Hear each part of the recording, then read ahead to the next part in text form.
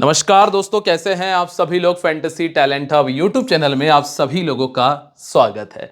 दोस्तों, वीडियो में जो आज हम बात करेंगे वो है आरसीबी और मुंबई इंडियंस के बीच होने वाले डब्ल्यूपीएल के मैच नंबर 16 के बारे में डिटेल से आपको बताएंगे कि करना क्या है।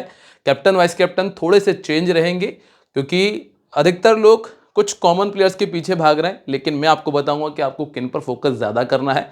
स्मॉल लीग और जीएल आपको दोनों में ये चीज़ें काम आएंगी। चलिए बात कर लेंगे इस मैच के बारे में डिटेल से, लेकिन सबसे ज़रूरी चीज़ यही कहूँगा कि वीडियो को ध्यान से देखना।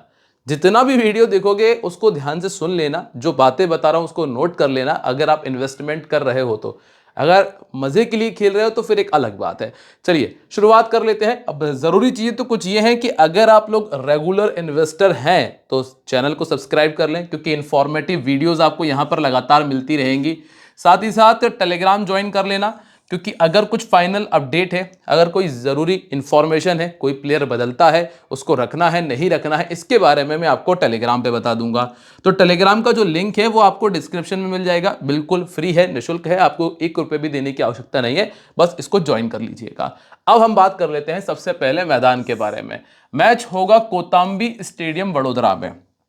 इस मैदान के ऊपर टोटल जो 10 मैचेस खेले गए ना, उनमें ज़्यादातर मैचेस में सेकंड बैटिंग करने वाली टीम ने मैच को विन किया है। मुझे बार बार ये बताने की ज़रूरत होना तो नहीं चाहिए, अगर आप रेगुलर मुझे फॉलो करते हैं, कि ऐसा क्यों हो रहा है कि सेकंड बैटिंग करने वाली टीम ज़्यादातर मैचेस को विन करती है।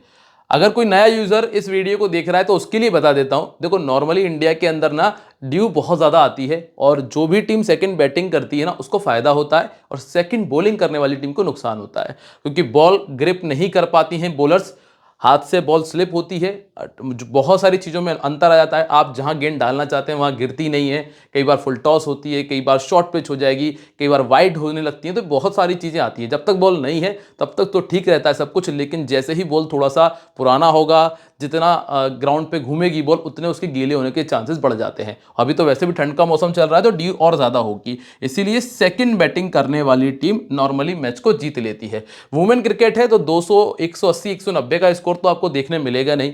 जो नॉर्मली और जो कॉमन स्कोर है वो 145 से लेकर 165 के बीच में आप मान के चलिएगा। यहां पे तो सिर्फ 109 बन पाया, बहुत आराम से डीसी ने मैच को जीता।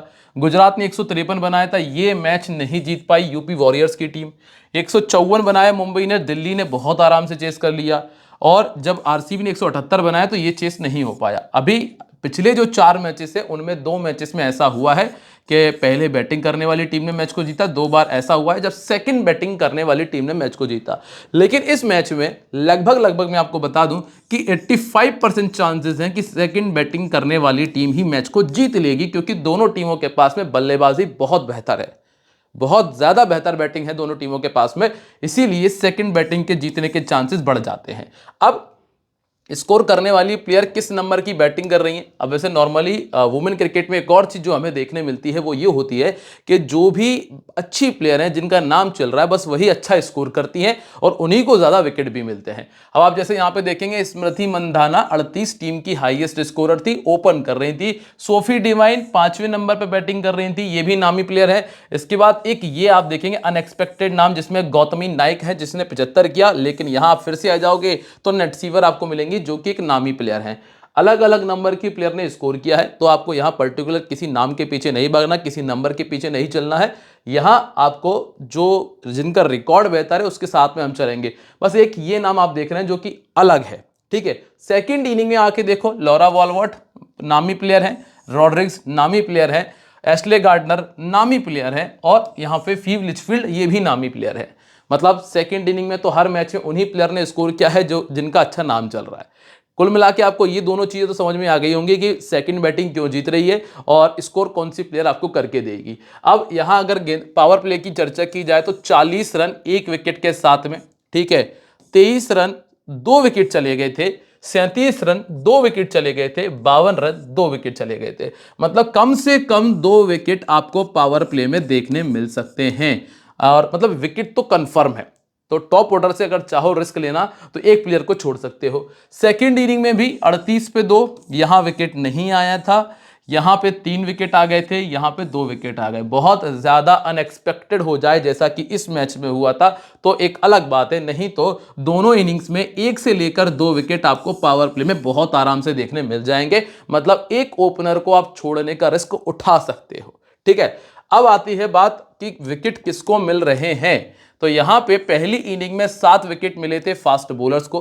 पहली इनिंग में 3 विकेट स्पिनर ने निकाले, यहां पे 2 विकेट पेसर को, 3 विकेट स्पिनर को, यहां 4 विकेट पेसर्स ने निकाले और यहां 2 विकेट पेसर्स के थे। अगर टोटल पेसर्स के विकेट काउंट करें पहली इनिंग के अंदर तो 7, 9, 13 और 2 15 विकेट।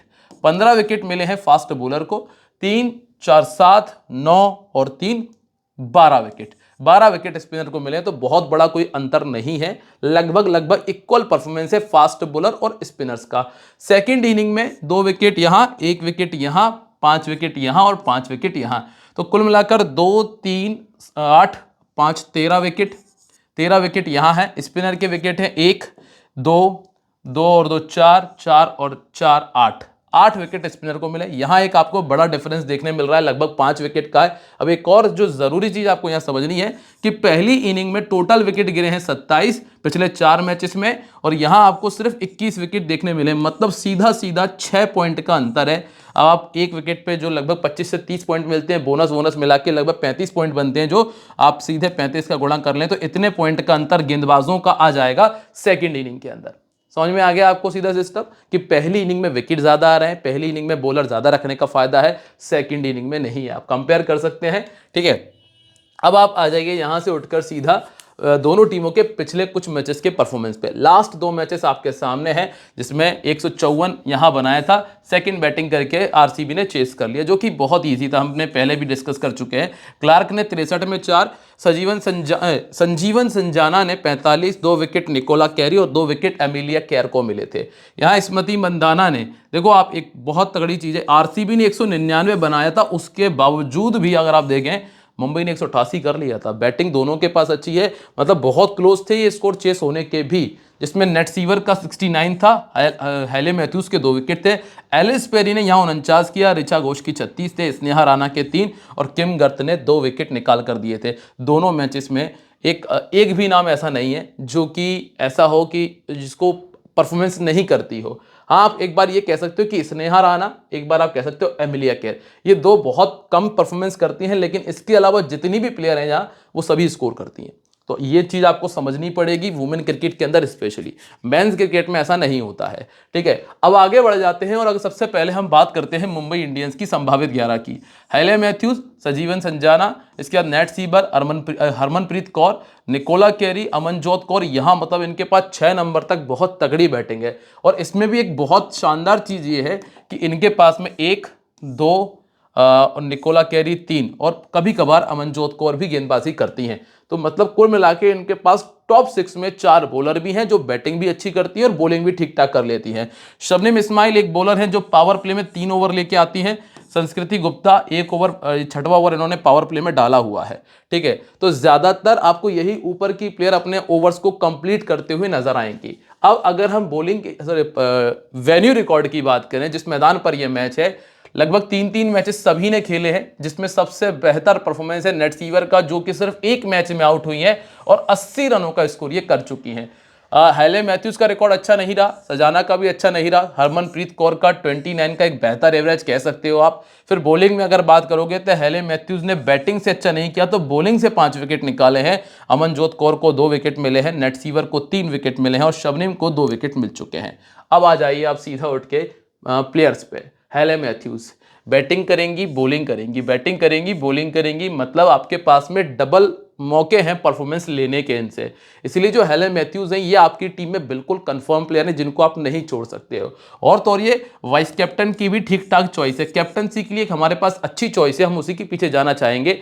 ये वाइस कैप्टनसी के लिए बढ़िया है। बॉलिंग भी अच्छी करती हैं, 21 में 33 विकेट निकाल चुकी हैं और बैटिंग में भी लगभग 24 का एवरेज है। तो कुल मिलाकर ये प्लेयर कंफर्म है। सेकंड नंबर पे जो नाम है वो है संजीवन संजाना का। अब ये कभी कभार बॉलिंग करती हैं और इनका बैटिंग एवरेज सिर्फ 17 का है। अभी के लिए हमारे पास बहुत सारे बेहतर प्लेयर्स हैं, तो हम उन्हीं के पीछे जाना पसंद करेंगे, तो इनको अभी हम छोड़ रहे हैं। ठीक है, ना ही तो इनके बैट से अभी 50 आया है, तो हाल फिलहाल के लिए इनको छोड़ देते हैं। नंबर 3 पर आपको मिलती है नेट सीवर, जो कि ऑलरेडी 3 50 बना चुकी हैं, 2 5 6 7 विकेट निकाल चुकी हैं, इसलिए ये हमारे लिए कैप्टनसी की सबसे बेहतर चॉइस में है। दोनों इनिंग्स में 6 विकेट 6 बार 50 से ऊपर का स्कोर किया है। ये दूसरी प्लेयर जो कन्फर्म है, 2 प्लेयर कन्फर्म हो चुकी हैं हमारे पास में। अब आते हैं हम यहाँ हरमनप्रीत कौर पे, एक बार 40, एक बार 71, एक बार 74। अब बड़ी कमाल की चीज है कि पहले बैटिंग करते हुए ज्यादातर मैचेस में अच्छा खेला है, और 45 का इनका बैटिंग एवरेज 750 है, तो ये आपके पास में हो चुकी है तीसरी प्लेयर जो कंफर्म का काम कर जाएंगी। अब आते हैं निकोला कैरी पे। निकोला कैरी का बैट से अच्छा स्कोर नहीं आया है, लेकिन मैं आपको बता दूं कि ये बैटिंग बहुत अच्छी कर लेती हैं। आप इससे अंदाजा लगा सकते हैं कि इनका 33 का एवरेज है, स्पेशली पहले बैटिंग करते हुए ज़्यादा अच्छा करती हैं। ठीक है, इसलिए ये चौथी प्लेयर है जो आपके लिए कंफर्म है, क्योंकि ये लगभग अपने 4 ओवर पूरे डाल जाएंगी। 39 में 43 विकेट इनके पास है। ये चौथी प्लेयर है। इनको फास्ट बॉलिंग से थोड़ी समस्या हुई है। यहाँ पे लॉरेन बेल है जो कि इस तरह की बॉलिंग कर लेती हैं। इसके बाद आते हैं अमनजोत कौर पे, जिनको लगभग सभी मैचेस में एक एक विकेट मिला है, मतलब आपके पॉइंट लगभग सेव है। हालांकि इनका ये रिकॉर्ड इतना अच्छा नहीं है, लेकिन जो अभी रिसेंटली कर रही हैं हम उनके पीछे चलेंगे। तो ये आपके पास 5वीं प्लेयर है जिसको आप लगभग रख ही सकते हो। हालांकि इनका सिलेक्शन आप 80% मान लेना, 20% फिर भी मैं कहूंगा कि आप ना करें। आप सेकंड इनिंग में इनको छोड़ सकते हैं, पहली इनिंग में इनको आप रख सकते हैं, मतलब पहली इनिंग की बैटिंग में आप रख सकते हैं, सेकंड इनिंग की बैटिंग में मत रखिएगा, क्योंकि फिर शायद इनकी बैटिंग ना आ पाए और हम सिर्फ बॉलिंग पे डिपेंड हो जाएंगे। इसलिए 80 या फिर ये कहो कि 50-50 वाला काम करके चलो इनके साथ में। इनके बदले कौन को रख सकते हो वो मैं आपको आगे दिखाऊंगा। यहां पे आपको दिमाग नहीं लगाना है, छोड़ दीजिए। इसके बाद आती है पूनम खेमार। यहां भी आपको दिमाग नहीं लगाना है, इसका स्क्रीनशॉट ले लो। दोस्तों मैं आपको वही प्लेयर्स बताऊंगा जिस पर आपको दिमाग लगाना है, जिनको टीम में रखना है। इसके बाद वैष्णवी शर्मा, ठीक बॉलर है, पर अभी के लिए यहां भी आप ना दिमाग लगाएं। आप अगला दिमाग लगा सकते हैं शबनम इस्माइल पे। बस दिक्कत यह है कि ये पावर प्ले में 3 ओवर डाल रही हैं। अगर इनको 2 ओवर डेथ में मिल जाते तो ज्यादा फायदा होता, पर हाँ ये जरूर है कि 4 ओवर तो कंफर्म डालेंगी। तो ऐसे में अमनजोत कौर के स्थान पे आप इनको रख सकते हो जब ये पहली इनिंग में बॉलिंग करें। ठीक है, पहली इनिंग की बॉलिंग में इनको रख सकते हो। इसके बाद संस्कृति गुप्ता, 11 इनिंग में 5 विकेट इनके पास हैं। अब आ जाते हैं आरसीबी पे। कुल मिलाकर अभी हमने क्या देख लिया कि इनके पास में टोटल कितने आ गए हैं, 5 प्लेयर हमने वहां से देख लिए हैं और 6 प्लेयर आपको यहां से मिल जाएंगे। अभी देखते हैं ओपन कौन कर रहा है। Mandhana, Grace Harris, Georgia Wall, इसके बाद गौतमी नायक, ऋचा घोष, फिर एंडी क्लर्क, राधा यादव, अरुंधति रेड्डी, श्रियंका पाटिल, सताग्रे और लॉरेन बेल। आपके पास लॉरेन बेल पावर प्ले में 3 ओवर डाल के आ रही हैं, सताग्रे भी पावर प्ले में 3 डाल रही हैं, श्रियंका पाटिल डेथ ओवर में गेंदबाजी करती हैं, एंडी क्लर्क, राधा यादव भी डेथ ओवर में आती हैं, और अभी ग्रेस हैरिस ना गेंदबाजी नहीं कर रही हैं। अब आप आ जाइएगा सीधे इनके वेन्यू रिकॉर्ड पे। इसमें लगभग 4 मैचेस खेले हैं, जिसमें स्मृति मंधाना से आप उम्मीद करते हो कि अच्छा रिकॉर्ड होगा।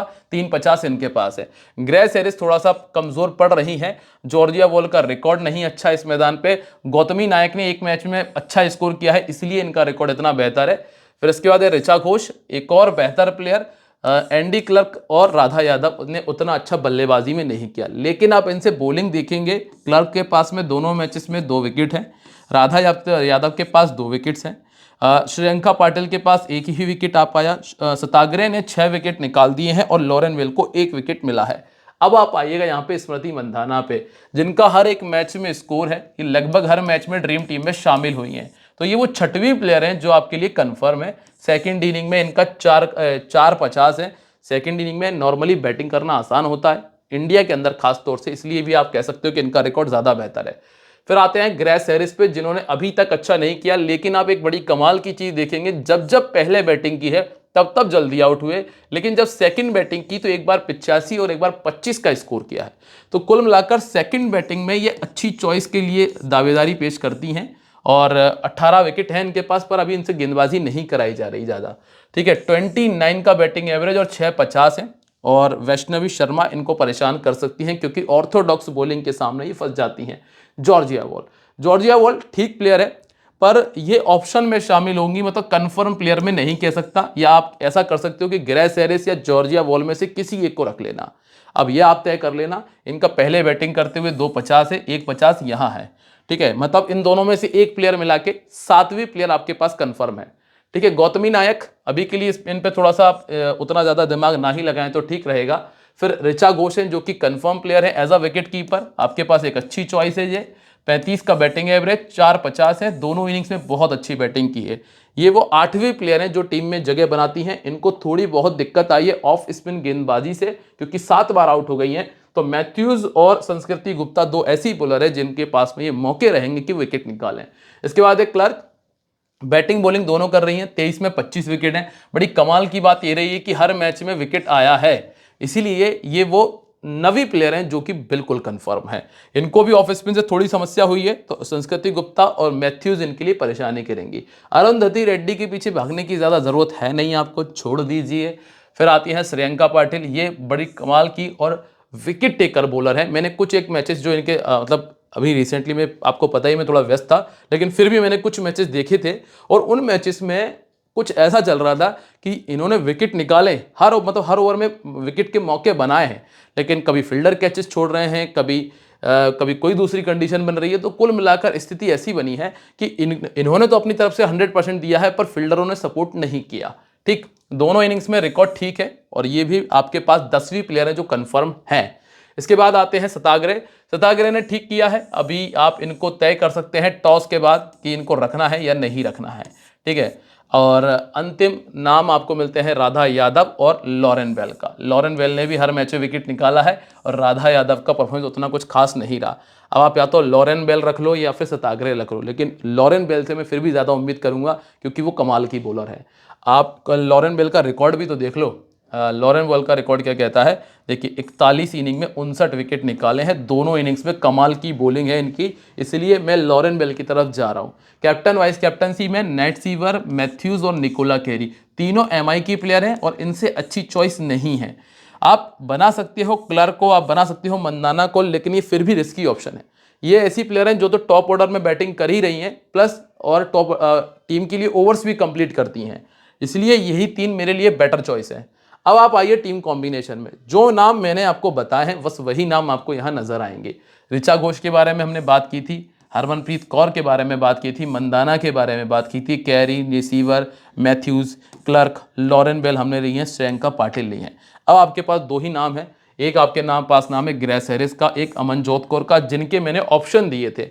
इनके बदले आप चाहो तो शबनम इस्माइल को रख सकते हो, ग्रेस हैरिस के स्थान पे जॉर्जिया वॉल एक आपके पास ऑप्शन है, एक सताग्रे का ऑप्शन है ना। इन दोनों में से एक आप ट्राई कर सकते हो, बाकी ये कॉमन प्लेयर है जो आपके लिए बेहतर ऑप्शन है।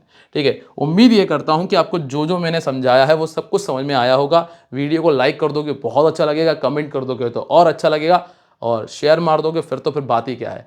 तो मिलते हैं आप लोगों से अपनी अगली वीडियो में, तब तक के लिए बाय, जय हिंद, जय महाकाल।